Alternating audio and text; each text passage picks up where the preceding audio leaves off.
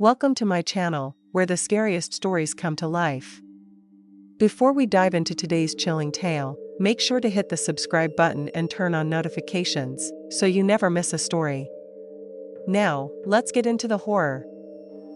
I'm a 17-year-old male, living in the Midwest. During my sophomore year of high school, my friends pressured me into joining the track team. I figured it was a good idea, since I wanted to improve my stamina. So, I ended up joining the long-distance track team, or cross-country as it's known in some areas. Our small group would run through the woods, ending our practice by the lake. These woods were primarily used for off-road biking, so we'd often run on those trails. Every day after school, we would head into the forest for our runs. We often saw deer, and they would come so close you could almost pet them. I loved running through the woods because they felt secluded, and I enjoyed being surrounded by nature. The last day I ran in those woods started like any other. But due to my poor stamina, I lagged far behind the rest of the group and eventually developed a cramp. I stopped to catch my breath. The bike path was cut into a slope, which divided the land into two parts. Trees surrounded the upper half, while the lower part sloped down towards some ponds and more woods. As I stood there, taking in the peacefulness of nature, I heard a loud snap from the woods above me. You know that feeling people describe in scary stories, where dread creeps over you, and the hair on the back of your neck stands up? That feeling is real. I felt it then. I turned around, expecting to see a deer, but instead, I saw a man. He was far away, but I could make out his jeans and a long-sleeved checkered shirt.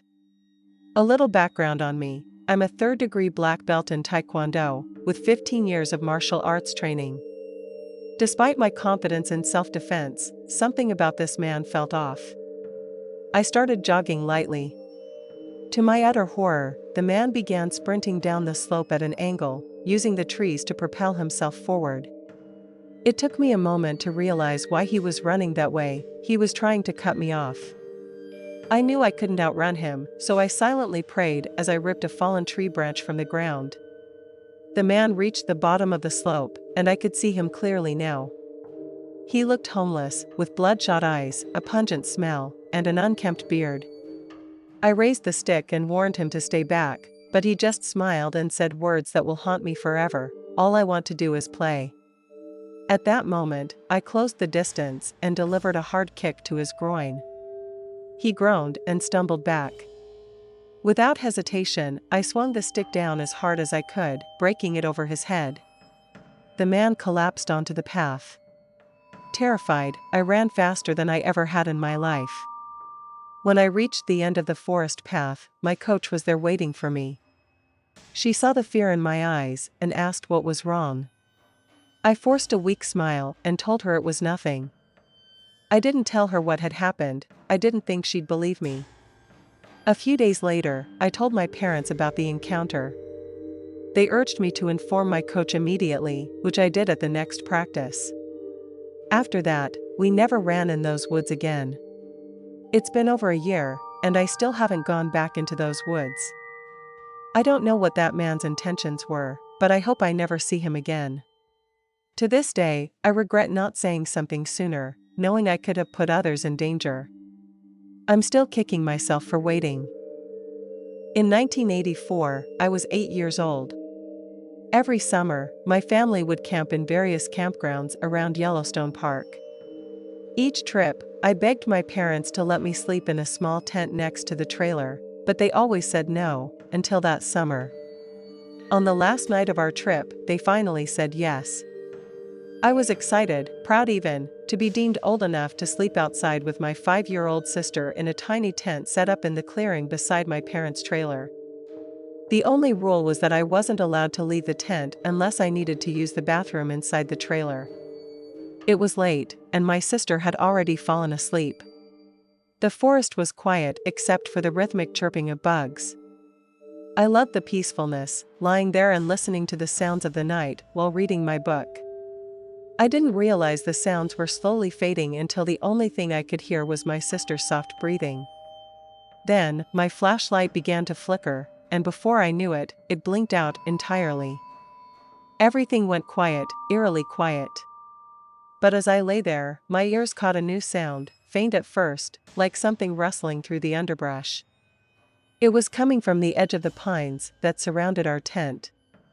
At first, I convinced myself it must be a deer. The sound was soft, almost like footsteps, but something about the rhythm seemed off. Then, I felt the vibrations of whatever it was moving closer. The sound grew louder, and I realized it wasn't a deer, it was walking on 2 feet, not 4. The steps circled the tent, shuffling the pine needles softly into the fabric of the tent walls. At that moment, I was both grateful and terrified that my flashlight had gone out. Curiosity gnawed at me, but there was no way I was going to peek outside. My mind raced, was it a kidnapper? Or something worse, like Bigfoot? I prayed that whatever it was would just move on, investigate another tent, but I knew that was wishful thinking. It was late in the season, and we were nearly alone in the campground. My heart pounded in my chest as I held my breath, desperately listening for clues about what this thing could be. It paced around the tent methodically, circling over and over. Each time it passed near the zippered entrance, my body tensed, waiting for the worst. Finally, I lay on my stomach, curling my knees up to my chest, and waited for the next rotation. The fear was suffocating. I was terrified it could smell my panic, could sense my fear. I wanted to run, but I knew I couldn't leave my sister behind. And even if I tried, it would catch me before I reached my parents' trailer. So I lay there, frozen in place, helpless. It felt like hours had passed, though it couldn't have been that long. The steps kept circling, and then, they stopped. But they didn't fade into the distance, like someone retreating. They just stopped, right outside the tent. I didn't move for what felt like forever. The silence was unbearable, but I was too terrified to even peek outside. My bladder ached, and eventually, I couldn't hold it any longer. I was too afraid to leave the tent, so I lifted a corner of the tarp base and shakily relieved myself right there. Eventually, I climbed into my sleeping bag, and just then, my flashlight flickered back to life. The next morning, I didn't tell anyone what had happened. Before anyone woke up, I quickly cleaned up the tent, bagged my soiled clothes, and rolled up my sleeping bag. I unzipped the tent cautiously, my heart racing, expecting to find tracks or some sign that I hadn't imagined the whole thing. But there was nothing. No footprints, no marks on the ground. It was as if nothing had been there at all. I've tried to convince myself that it was all in my head, that reading a mystery story had psyched me out. But even now, I can't explain it. It still doesn't make any sense. I grew up in a small town in Florida, where our neighborhood backed up to a stretch of forest. It wasn't huge, but it was big enough, and nobody ever really went there, not that I'd ever seen, anyway. Some people claimed there were Native American burial grounds hidden deep within the trees, and almost everyone who lived along the forest line had a creepy story about why they avoided going back there. This is mine. For the sake of this story, I'll call my 4 friends Chris, Bailey, Peyton, and Will. We all lived in the same neighborhood. Bailey, Peyton, and Will were siblings who lived across the street from me, and Chris lived a few houses down, right along the edge of the forest. Back then, Chris, Peyton, and I were all 11 years old. Will was 13, and Bailey was 9. One day, we decided to hang out at Chris's house because he had just gotten a new trampoline, and we wanted to try it out. After bouncing around for a while, we started getting bored but didn't want to head inside just yet.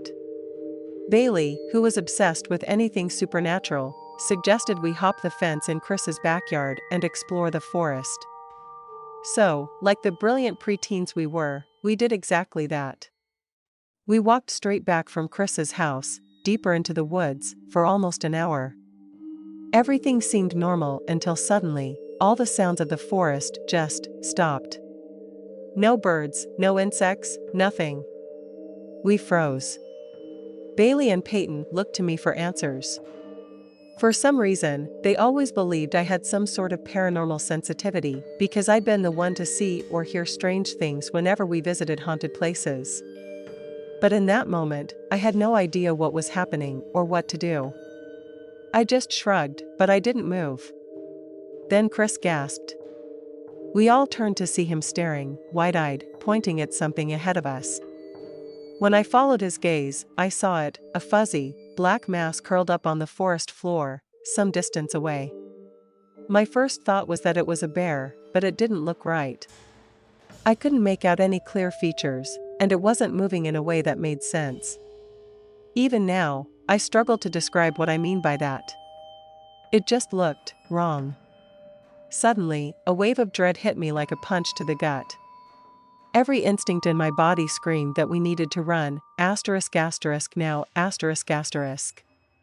Something was horribly wrong, and if we didn't get out of there, something bad was going to happen.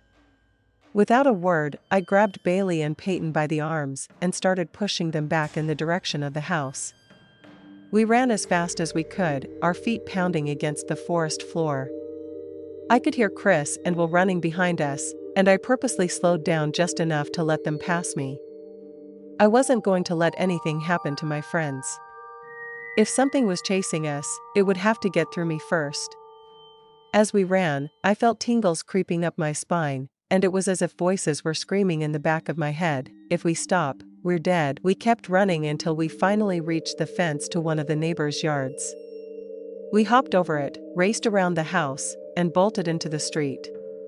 When we finally stopped, gasping for breath, we realized we were close to my house, so we all made our way there. Once we caught our breath, Will asked what had happened.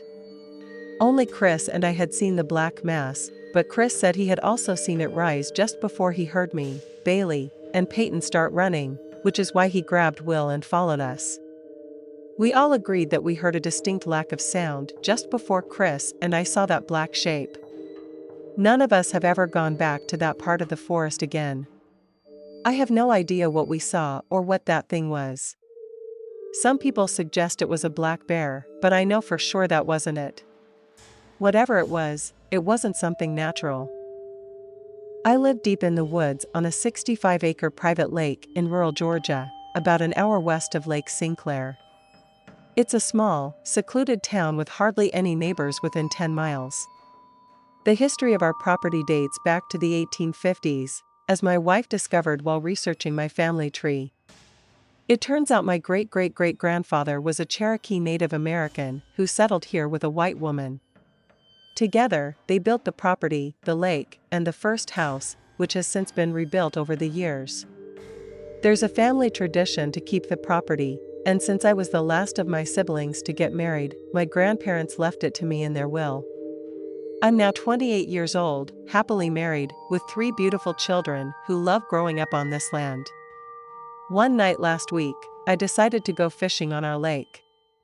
I took the old pontoon boat that my grandfather bought back in 1991, he left that to me as well. I baited a few poles for catfish and striped bass, using the mounted solar lights on the boat and my headlamp to see. I was about 100 yards from shore, in the middle of the lake, when I heard some rustling in the bushes along the bank. At first, I didn't think much of it. We have all kinds of animals around here, coyotes, bobcats, hogs, you name it. I figured it was probably just a raccoon or armadillo. But then, the rustling grew louder. Much louder. It sounded like something was forcing its way through the bushes with serious strength.